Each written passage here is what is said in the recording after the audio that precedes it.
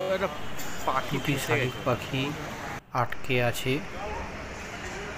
এটি সল্টলেক সেক্টর 5 জামিনী টাওয়ারের উল্টো দিকে একটি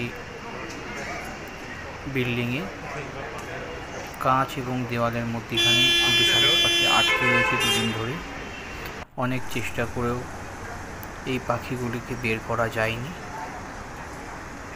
শেষ পর্যন্ত বন দপ্তরকে খবর দেওয়া হয়।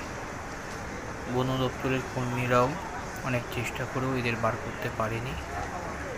বন দপ্তরের বক্তব্য, তাদের যা পরিকাঠামো, সেই পরিকাঠামোয় তারা এই পাখি দুটিকে এখান থেকে উদ্ধার করতে পারবে না এবং শেষ পর্যন্ত তারা এখান থেকে চলে গেলেন।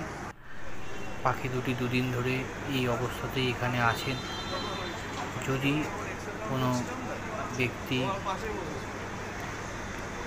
এই পাখি দুটিকে উদ্ধার করতে কোনো রকম সাহায্য করতে পারে তাহলে তারা এখানে এসে চেষ্টা করতে পারেন, তাহলে হয়তো পাখি দুটি কোনো রকমভাবে বেঁচে যাবে। দুদিন হয়ে গেছে, জল এবং খাবার ছাড়া এখনও রয়েছে, জানি না আর কতক্ষণ এরা থাকবে। আপনারা একবার